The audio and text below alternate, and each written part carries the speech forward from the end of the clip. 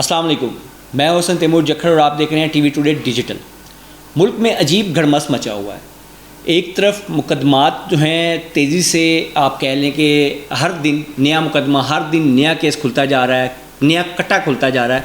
दूसरी जानिब जो हालात हैं वो हुकूमत और इंतज़ामिया के हाथ से निकलते चले जा रहे हैं।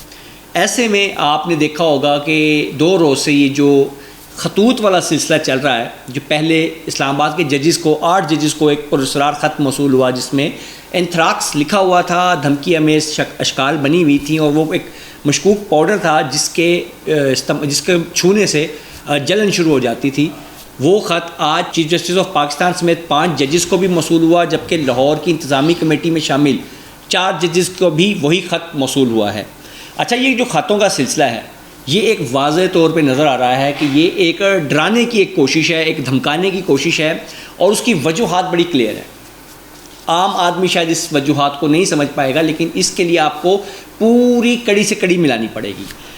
सिलसिला कुछ यूँ है कि इस वक्त अदालत में मुख्तलिफ हाई प्रोफाइल केसेस लगे हुए हैं और बहुत सारे केसेस ऐसे हैं जो अपने इख्तिताम के करीब हैं और जो 6 जजेस के ख़त वाला मामला है उसमें ये समझ लें कि उसका जो फ़ैसला है या उसका जो प्रोसीडिंग है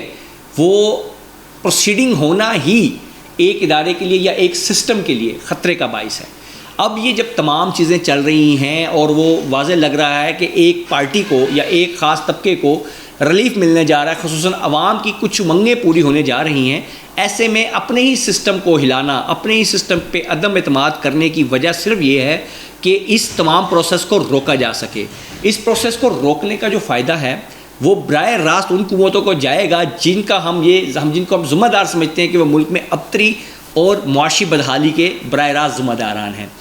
अब ये ख़त का सिलसिला अभी तो CTD में मुकदमा दर्ज हुआ है, अभी तो तफ्तीश होनी है, चीज़ें शुरू होनी हैं, जारी होनी है, लेकिन मैं ये समझता हूँ या मैं ये आपको बता रहा हूँ कि ये सिलसिला यहीं रुकेगा नहीं, ये एक हाई प्रोफाइल केस में तब्दील होगा और उसके बाद ये मामला अदालती इस्लाहात और इंतज़ामी इस्लाहात की जानिब ले जाया जाएगा। यानी कि यूँ समझ लीजिए कि जो बहुत सारे मामला इस वक्त ज़ेर तकमील हैं, जो पेंडिंग है या जो जिन केसेस के फ़ैसले आने वाले हैं, उनका ये रुख बदल देगा या उनको ये पेंडिंग कर सकता है। तो ये एक तरह से हिफाजती तदबीर है और उन लोगों की जानिब से जारी की जा रही है जिनका जो इधर इस तमाम मामले में आप समझ लें कि मुतासरा फरीक बनने वाले हैं।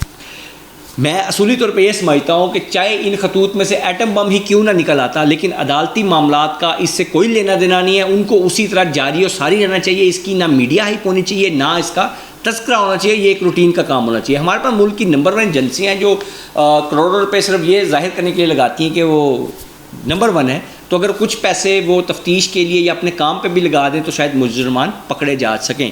हमारी अदलिया, जिसको उज़्मा और आलिया भी कहा जाता है, वो एक रेशमा के हाथों इस तरह मजबूर हुई है कि मैं समझ से बाहर हूँ कि वो रेशमा का इस तरह का इस्तेमाल कर रही है कि अपनी फेस सेविंग भी कर रही है और अपने गुनाह भी धुलवाना चाह रही है। खैर, इस मामले का आपको इंशाल्लाह अगले हफ्ते अंदाज़ा हो जाएगा। जो हमने बातें की हैं इस तरह के आसार मिलना शुरू हो जाएंगे। दूसरी जानिब चलते हैं, शेर अफजल मरवत अल मारूफ वड़ गया सरकार जो है वो हकीकतन उनका वड़ने का अमल शुरू हो गया। उनको पार्टी ने तर्जमान के ओहदे से हटा दिया है और मुमकिन है कि उनसे जो जवाब तलबियाँ भी हों और मुस्तकबिल के लिए उनकी ज़ुबान बंदी भी हो जाए। जब से शेर अफजल मरवत मंजर आम पे आए हैं और जिस तरह वो तेज़ी से ऊपर गए हैं, उनको जो ओहदा भी मिला और जिस तरह वो नुमाया रहे मीडिया पे, उन्होंने पूरी तरह कैप्चर किया,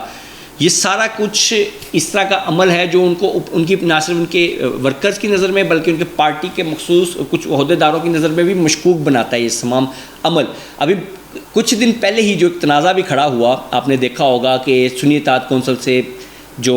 इल्हाक वाला मामला था उसमें भी ये बड़े लाइमलाइट में रहे, पार्टी के इख्तिलाफ़ात को नुमायाँ करते रहे। बारहा मुख्तलिफ तज्ज़ियाकार और हमने भी मुख्तलिफ वीडियोज़ में इस अमर की निशानदेही की थी कि ये जो जिस तरह तेज़ी से ये उभर रहे हैं, ये मामला मशकूक लगता है और ये शायद पार्टी के फेवर में ना जा रहा हो। और वही अल्टीमेटली हमने एक मशवरा भी दिया कि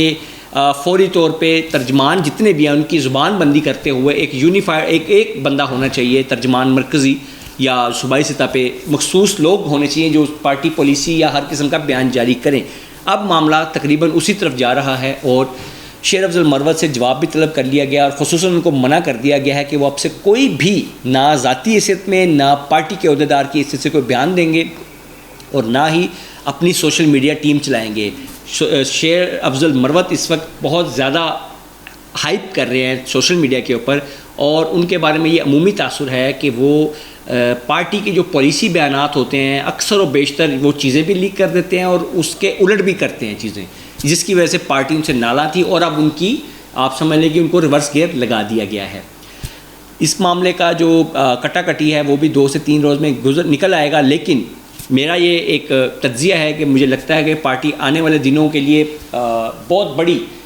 इंट्रा पार्टी जंग छिड़ने वाली है। एक तो इंट्रा पार्टी इंतखाबात होते हैं, ये इंट्रा पार्टी जंग छिड़ने वाली है। ये शेर अफजल मरवत से तो मामला शुरू हुआ, ये मामला भी मज़ीद फैल सकता है। सबसे आखिर में मैं अपने नाजरीन से एक गुजारिश करूंगा कि आप हमारे, अगर आपको वीडियो पसंद आती है तो आप हमारे जो चैनल्स हैं उनको लाइक करें, सब्सक्राइब करें और शेयर ज़रूर कर दिया करें, और अगर आपको कोई सवाल हो तो हमें कमेंट्स में बताया करें ताकि हम उस सवाल का जवाब आपको दे सकें। अभी इजाज़त दीजिए, अल्लाह हाफ़िज़।